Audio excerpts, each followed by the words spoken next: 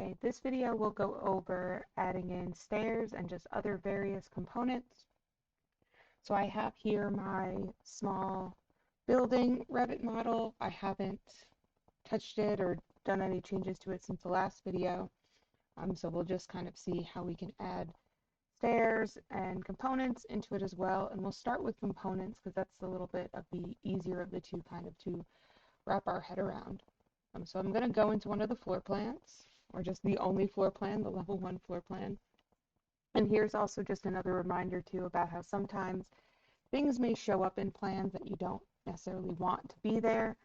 So such as like these trees are showing up in the floor plan. I really don't want them there in the floor plan, so that's where I can just right click on them, hide in view, and element would hide just a single piece, category would hide all of them.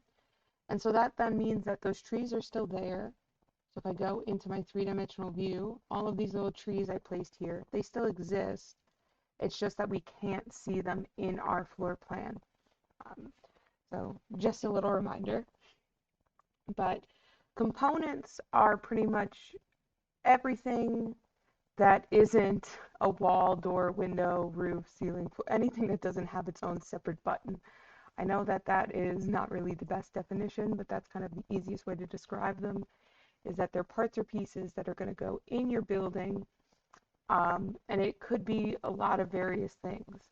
So a lot of our furniture, our casework or our cabinetry, things like that, those are all defined as components. So if you can't find a button for it, chances are that it is just a component itself. So if I click on components, it brings me into the component tool. The very last component I ever added in was considered a tree, so that's why the tree was the first thing that popped up here. But there's a couple of different things that are put in here already, such as some window trims that we could add in, some additional trees, as well as some parking spaces, a desk. So there isn't really too many components preloaded in to this template.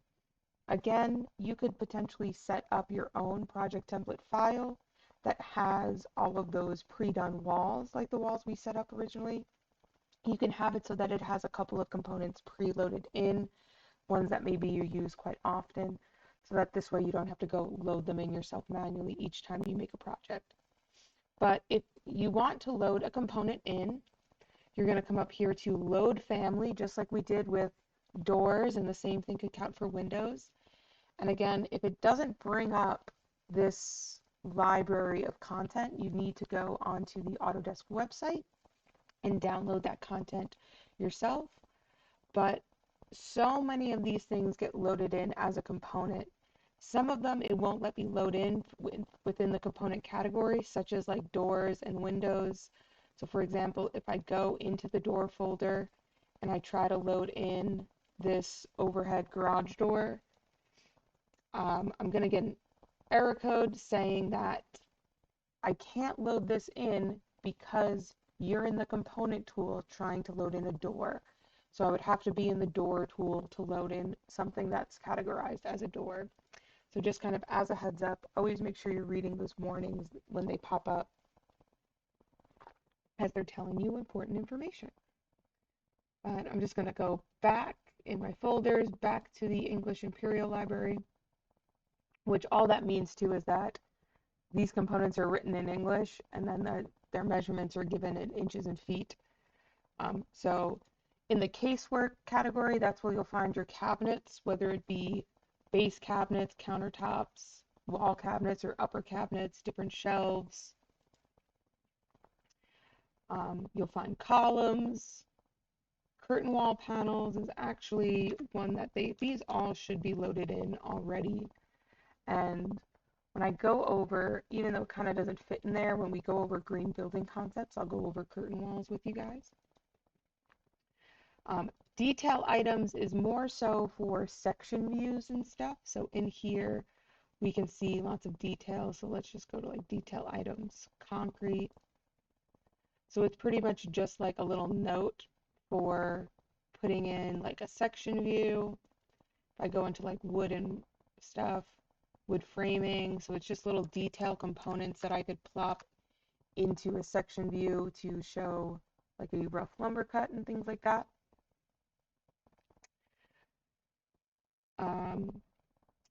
Oops, I'm still in detail items. Entourage used to be where you could find people and a couple other things. Now it's just a few preloaded cars. Furniture has a lot of furniture stuff to it. So there's different pieces of furniture that you could just load in.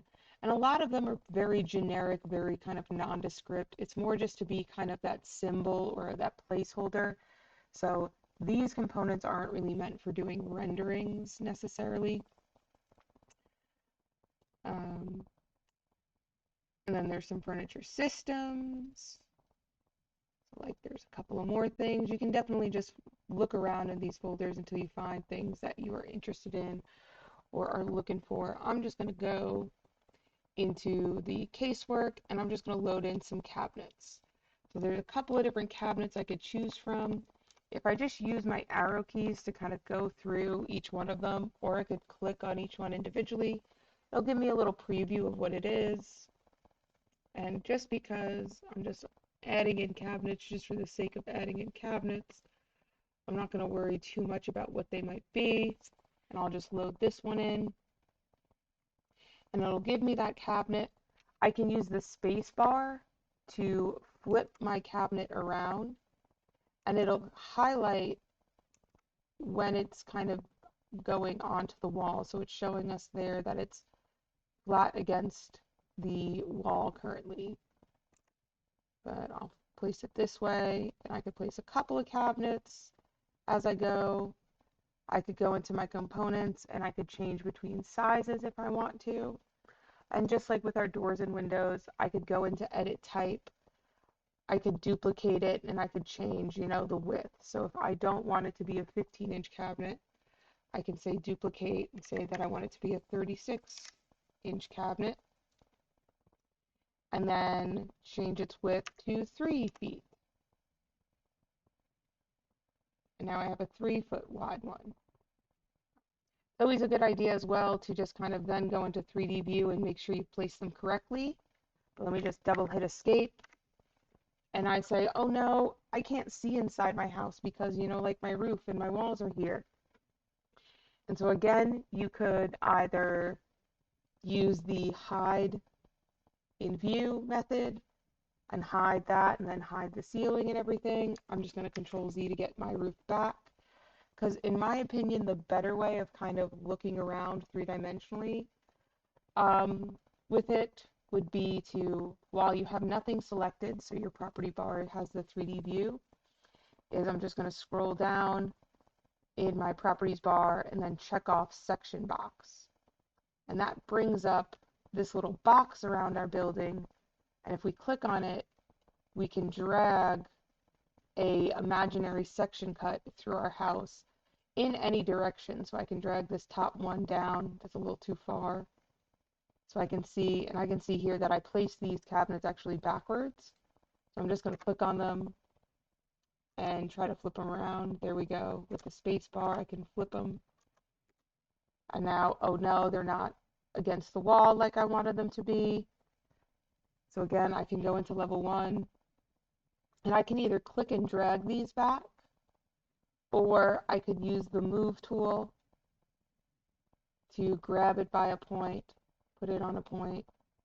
I usually click and drag back. I don't use a lot of these tools here too often, except for like the align tool, and the array tool can be very helpful, particularly if I have to do just like a big row of furniture, which this video now is kind of showing us. So maybe if you were doing something like a classroom design or a theater design and you had to make lots of rows of furniture all at once rather than placing each chair individually, you could just do a big array of them.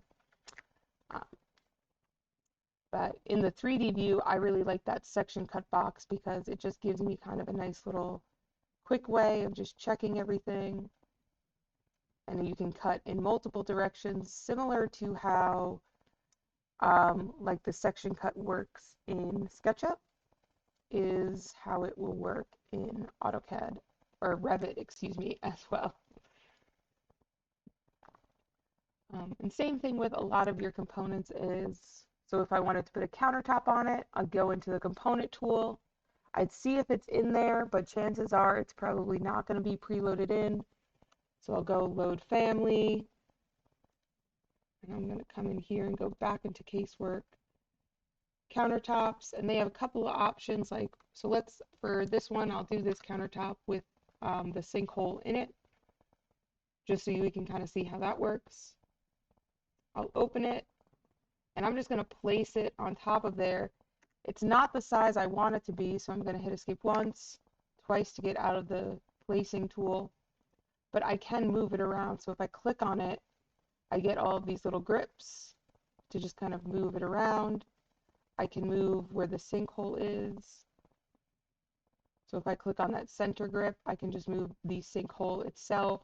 I could also resize the sinkhole. So if I had a smaller one, I could change that around. I can use the arrow keys as well to nudge my counter around the drawing if I so wanted to or needed to. I can make it skinnier counter if I needed to, which I definitely don't. So I don't want to change that too much. Or that's actually changing the sinkhole, my bad. This, I believe, will move the counter itself. But I'm just going to keep it exactly how it is. You can go into edit type, and you can change things regarding like the depth of it, the height. So currently it's sitting 3 feet off the ground. If maybe these were some taller counters or shorter counters, I could alter that height with it.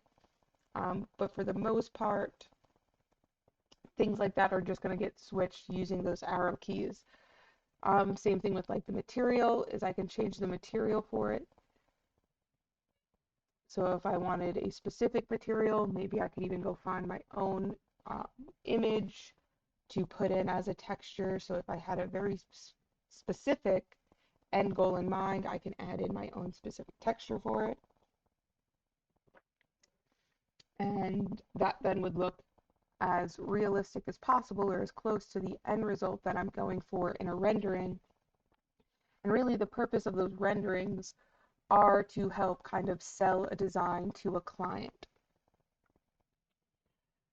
They're not really construction drawings themselves. Now,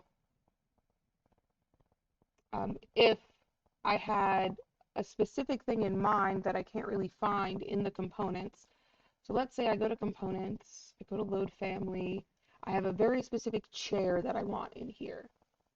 So I'll go into my English Imperial Library, furniture, seating, so there's a locker room bench, there's a few chairs.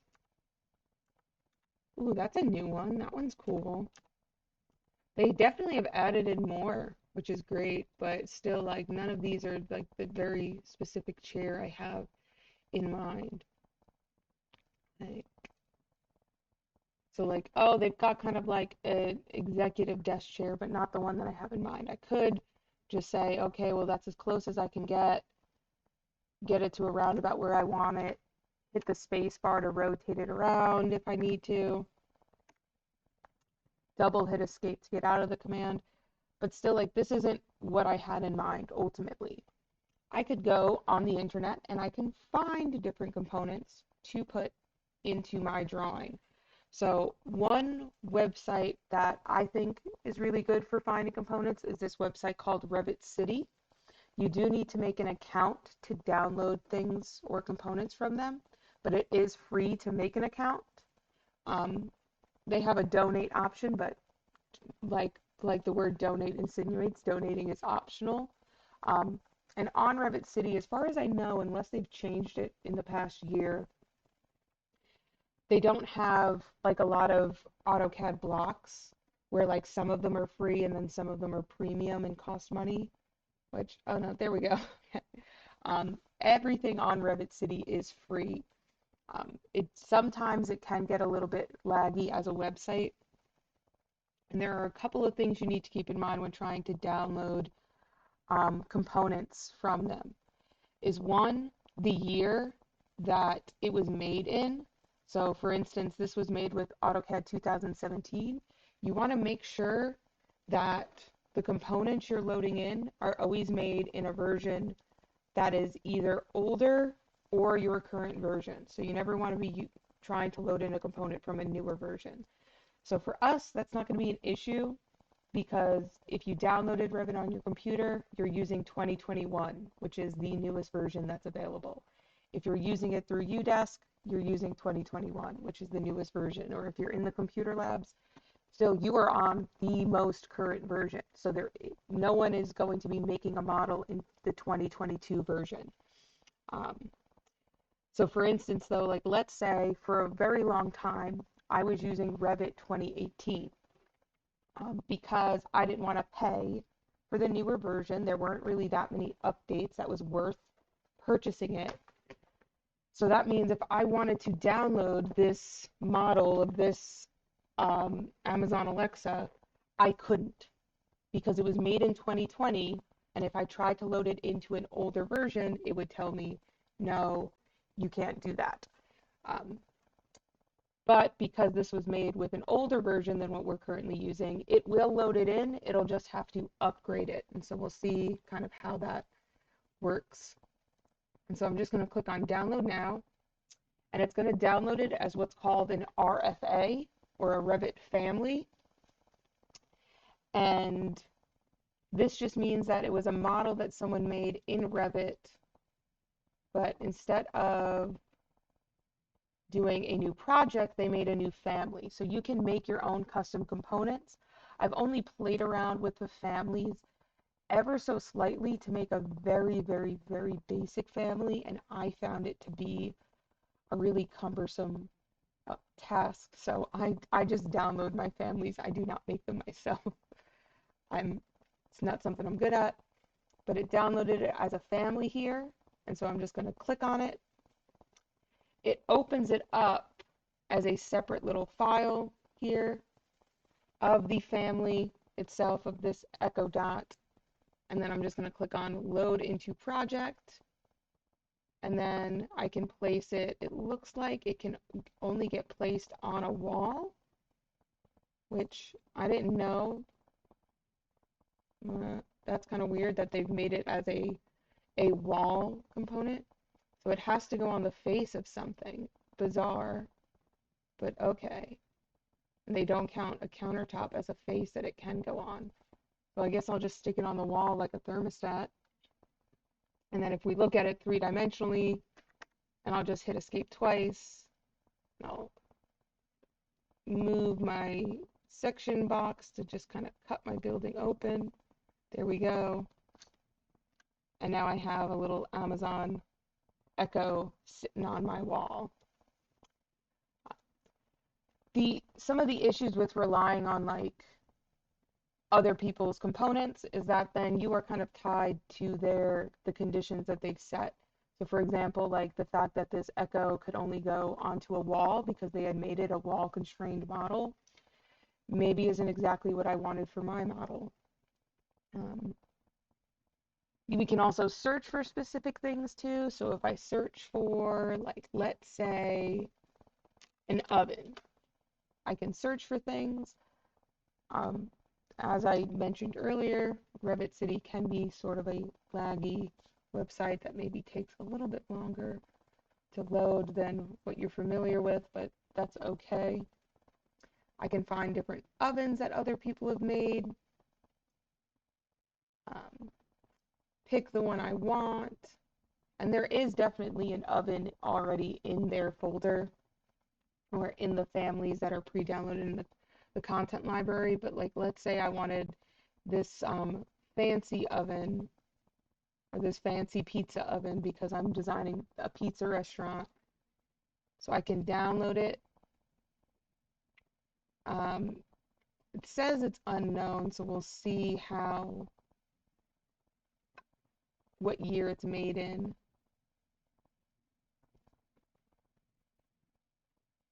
And sometimes when you go to load it in, it'll give you a little just kind of progress bar saying that like, hey, we're currently upgrading your model to the 2021 version.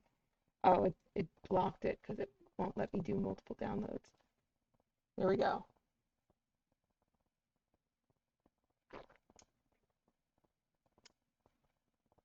Click here to download. There we go.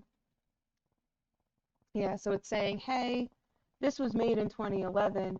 We need to update it 2021. And I can just say, yeah, upgrade it, that's fine. It loads it in as its own separate file. And that's where I can say, I can even say load into project and close. Because I have several things open right now, so I still have the Echo Dot open and my Revit file, it's asking, hey, what do you want to load it into? And so I can just check off, I just want to put it into the Revit demo file. And now I can place my big hunkin' pizza oven. Let me hit space to rotate it. I want to make sure I make it all nice. And then escape twice to exit it. And now I have a big hunkin' pizza oven. My dream. I can make so many pizzas in my 2-room shed. So that's just pretty much how to find different families, how to load them in. You can, of course, also just search directly for Revit families or Revit components.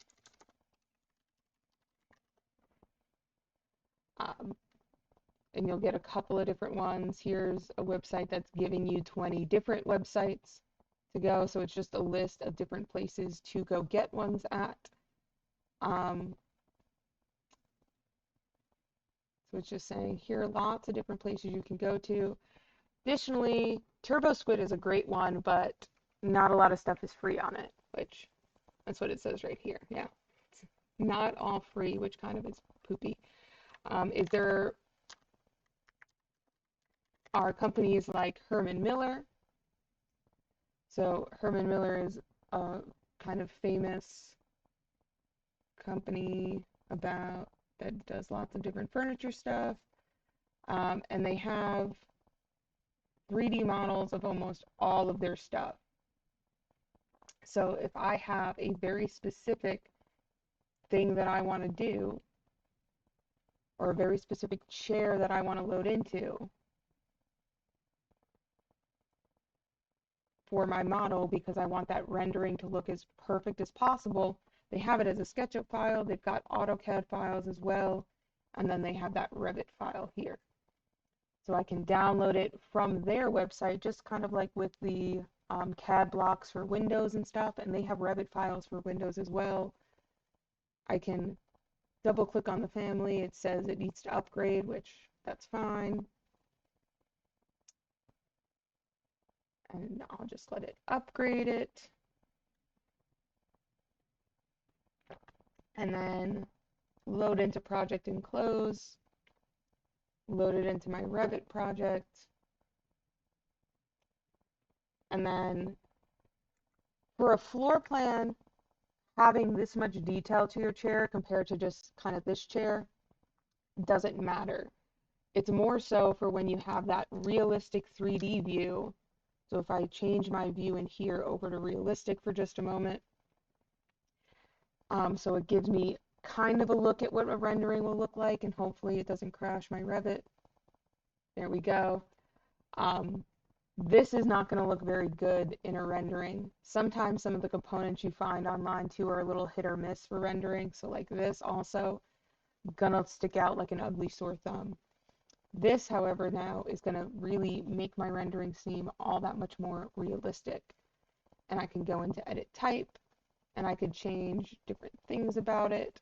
Apparently I can turn the arms on or off, which, hold on, I want to move this out of the way so when I hit apply, I want to see them disappear. Oh, that's so cool.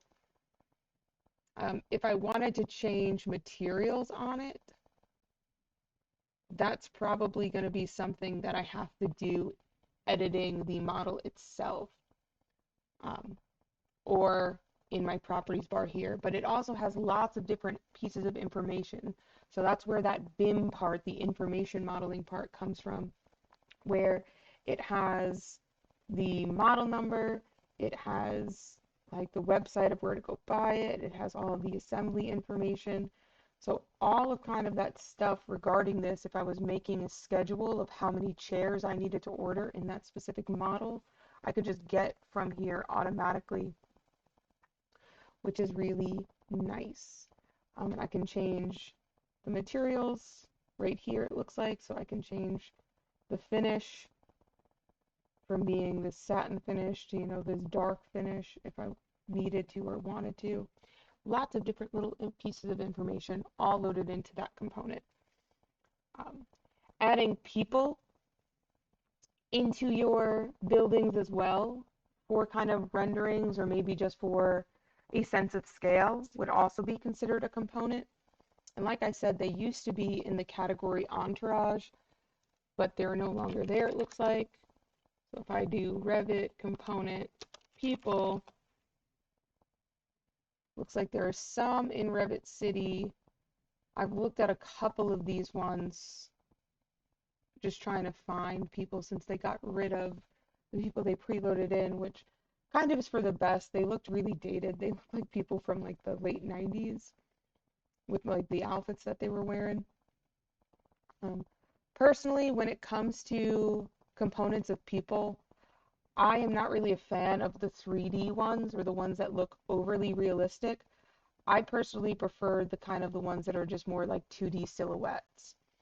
And that's, to me, I feel like having that person model really can sometimes take away from the building itself, because then instead of staring at all the different parts in the rendering of the actual building that you should be looking at, you're just looking at that person in there. So just having this person here is going to help give it, let's download them. Are they a Revit file? Oh, they are. It's going to give it a nice sense of scale for the building itself. So I'll load them into my project. But it isn't going to, so if I look at it 3D, my people now are just standing there, whoops, let's look at it directly from the front. It helps give a nice sense of scale, but it doesn't take away from the actual building itself. We might notice that these people are floating because they're at level 1, and level 1 is at the top of the floor. So if I did wanted to move them down, I can change this offset here. So I can say well, I want them -1 foot 2. And if I just move my mouse over, now they're on the ground.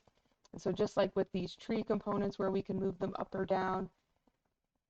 And so I have this tree, I'd probably move up a little bit more, like maybe it's at -6. Oh no, that's going to put it -6 feet up, which is going to make it floating kind of high. Or put it 6 feet underground, kind of low. Let's do -0 space 6. There we go. I usually don't put trees just directly on the ground line. I usually like to have them a little bit, I guess, buried would be kind of the term, I guess, to use. But just having some people or some silhouettes in there can really help a rendering give a nice sense of scale without having to have any actual measurements there. And that is just a brief introduction into components. So now we'll go over some stairs, and I'm just going to use my arrow keys to just shuffle these two fellows over a bit, and we'll look at how stairs work. So the stair tool is, and again, if I don't want these in my floor plan showing up, but I still want them there for like the 3D model or a rendering, I can just right click, hide element, and now they're gone from my floor plan. They're no longer existing. So stairs, we've got the stair button right here. Stairs work like floors and roofs, in which when I go into the stair button, it automatically blocks me out of everything else, and I either have to accept or cancel whatever I'm doing. And there are a couple of different stairs preloaded in, and it's going to make a couple of assumptions on your stairs based on the level that you're at and the level you want to go to. So we could do just a straight run of stairs. We could do a spiral stairs. So it'll make a set of spiral ones. We can do a spiral set, but it's just not a full circle. So it's just kind of based off of a center point and it turns. Could do an L shape that doesn't have a landing to it. And so this one kind of just is almost, if I click on it, it's just like a preloaded set of steps, um, where I don't really get to choose too much about it. And right now it's just going from level 1 to the level that I named ceiling. And the same thing with the U-shape winder is like we don't really get a lot of say necessarily in how the stairs are built or how they function, because it's just gonna just say, okay, here's your set of stairs. And then once I click it, then I can start to maybe play around with a couple of things. So for instance, these railings here and these support stringers, I could get rid of them if I wanted to. Not sure why I would, but I could. Um, the ones where we have a little bit more say is if I was doing a spiral set of stairs, is where I can click where I want the center to be, and then where it starts and where it ends. So this would be the start leading up, and kind of how big that opening might be. And particularly then when I do a straight set of stairs too, is I can actually start my stairs. So if I click to start here, I can say I want it to go up 6, take a breather there, continue up this way, so I've got a little landing now. And even if I don't make it exactly how I want it to be, I can move these around a bit. So I can change where my landing might necessarily be, or I can lengthen my landing if I want to. I can lengthen it that way. I can play around with the steps as well, so I can make the steps skinnier or wider. Right now it's warning me that like, hey, this component, if we want to call a stairs a component, saying you have a minimum requirement for how wide the stair is supposed to be, and you just made it way too skinny, which no one should want a 1.5 foot wide stair. And I can even click on these measurements here too, so I could say like, okay, well, I just want it to be 3 foot. And then it'll just change it to be 3 foot. This measurement right here is just referring to like how far away it is from this wall. So it's just taking some common measurements from where it's closest to and making just some guides for that. So I could say, that I just want it to be 5 feet away from that step and 6 feet away from that one. So I can kind of just do it based off of some other common measurements. And I'll just click on the check mark and sure, let's save it. And it'll just fill my steps in with the symbols that I might need for my drawing. We'll give Revit a time to work.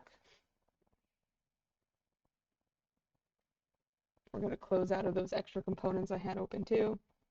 And if we look at it 3-dimensionally, I now have a set of stairs running from, and let me get out of realistic mode because that might be what, and go into consistent colors. That could be what's making my thing so laggy. Stairs going from level 1 up to level 2.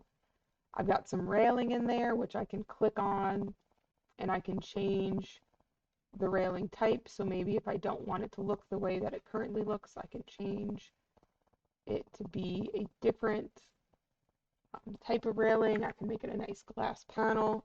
I could click on railings altogether and just delete them. So I could say like, I actually don't want railing on that side. And that is something you could predefine when you're making stairs too in a bunch of the settings that we'll look at in a few minutes.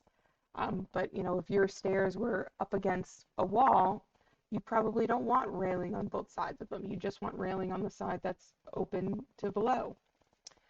And if you wanted to edit anything with your stairs, similar to with floors and roofs, you can click on it and you could say edit stairs, and then we can change some things about it. I don't recommend doing too much with stairs while you're in the 3D view. I recommend being in some floor plan to work with it and then just looking in the 3D view to just double check everything. But let's look at some of just like the constraints here. So for instance, we have it that it's starting at level 1 and it's going to the ceiling. So I can change that base constraint to say that I actually want it to maybe start at level 1, but like -1 foot. So I want it to move down.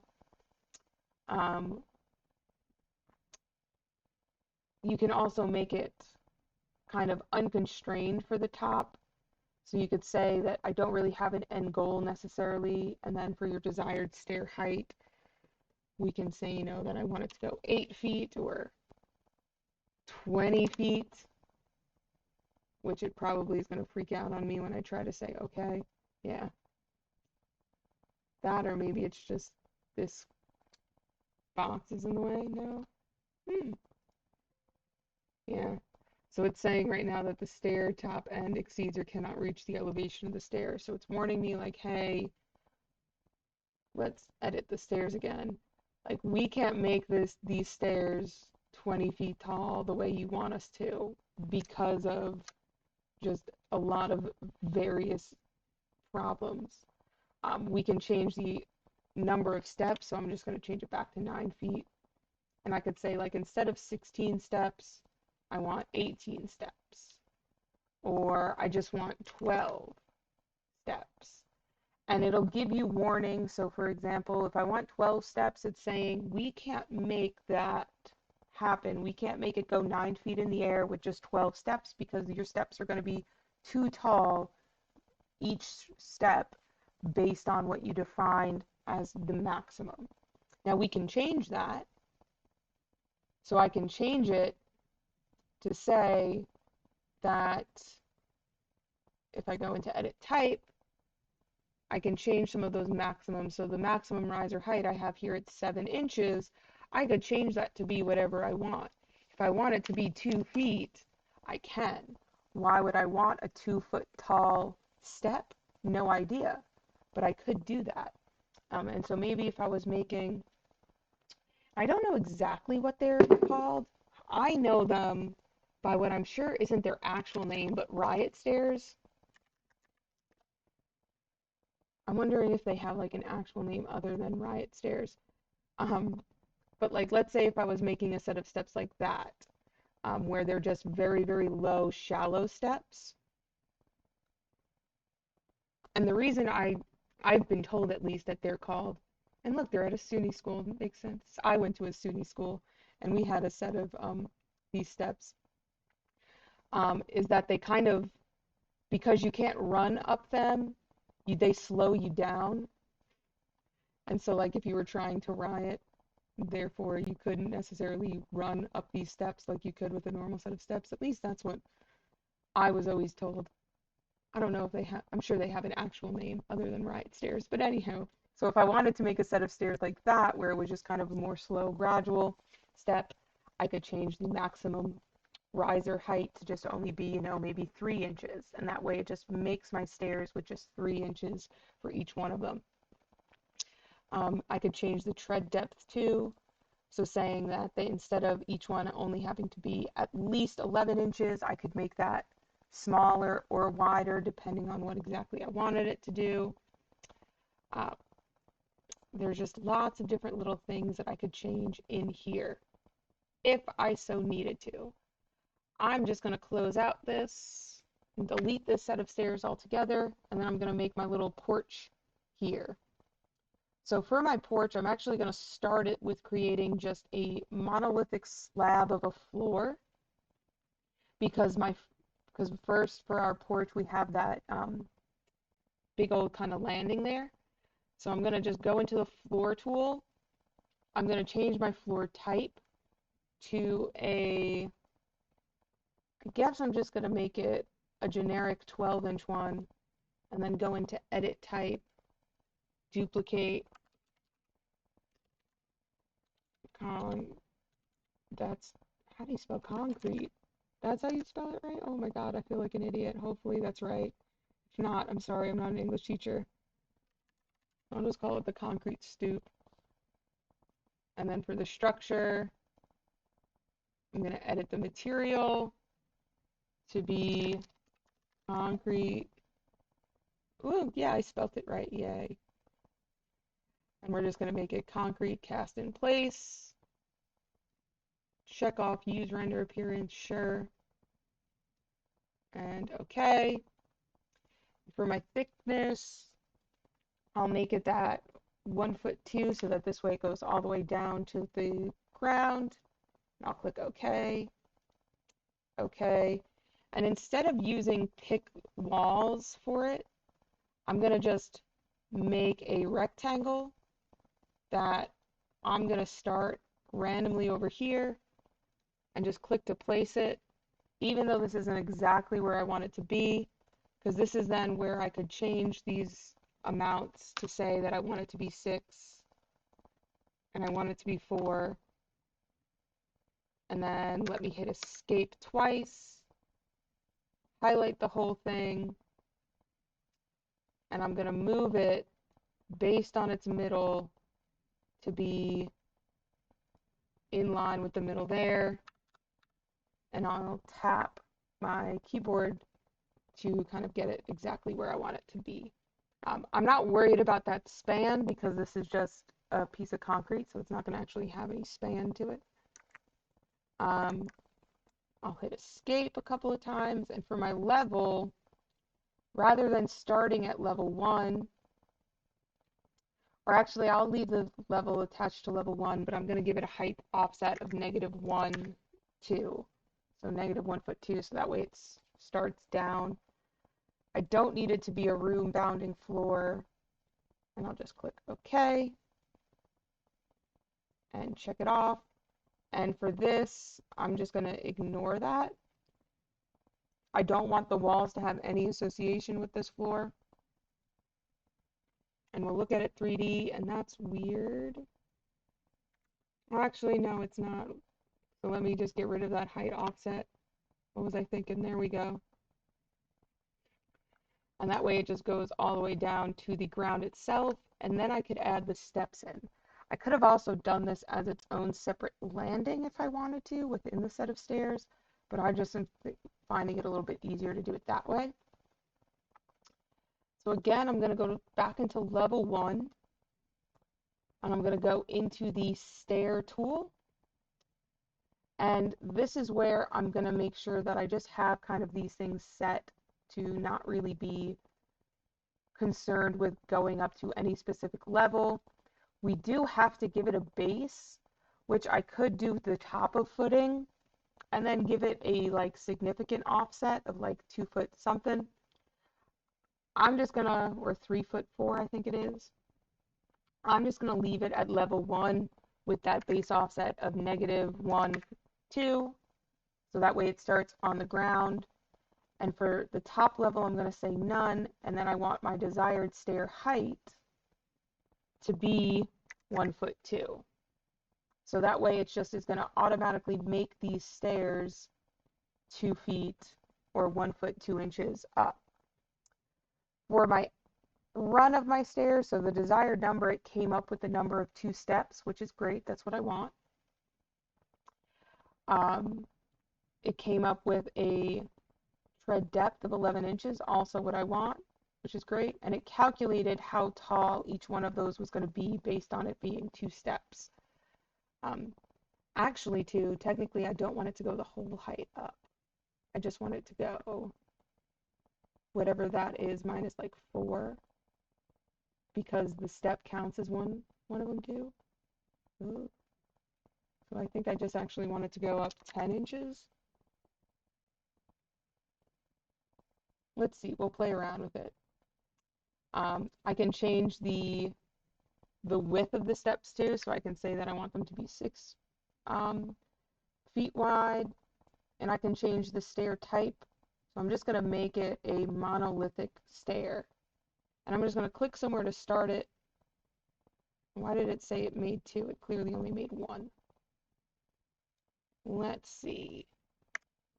Close out of that. Maybe it just doesn't like the 10-inch one. No, that's still only 1 step.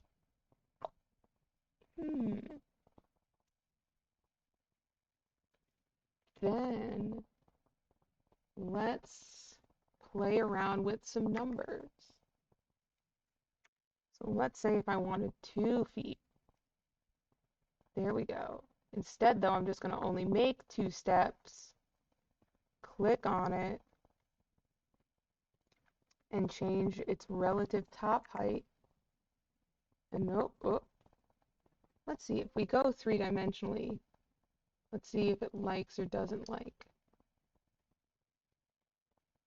Doesn't like. Sometimes stairs can do some tricky things. Let's edit it, go back into the 3D view, particularly for something like this one. And so let's change our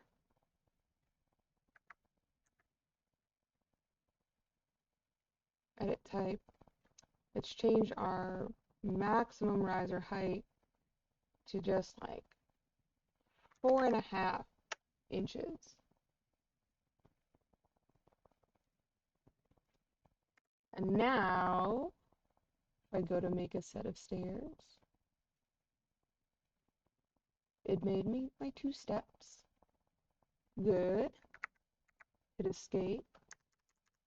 And then use my arrow keys to nudge it into place, or I could use the move tool. Remember, if you zoom in, it nudges even more carefully. I might just want to use move to just really solidify that these 2 pieces get connected, which they didn't connect exactly where I wanted them. There we go. And now, okay, that seems to have worked to kind of trick it into that. I'm just going to click on these railings too and just delete them to get rid of them. Stairs for things like porches and stuff can be a little bit trickier to get done because it's not just going from one level to another one, so you have to play around with a lot of those settings, but personally, I find it a little fun to play around with those settings, but then again, this is my job, so hopefully I would find it a little fun to mess around with. And yeah, so that is stairs and components. I encourage you as well to just play around with them a little bit, find different ones, find different things, open up a random file too in Revit and just see like, okay, can you recreate, you know, like your own house, or can you recreate your apartment building? Because that'll then give you a bit more practice with stairs than what this is going to give you. Your Revit project, the one that actually is for a grade, has a set of stairs for you to create into it. But remember that this right here, if you're following along, let me just click save. This small building in Revit is just for extra credit. It's not for an actual grade, but if you do complete it and turn it in, you will get some bonus points. And I'll see you guys in the next one.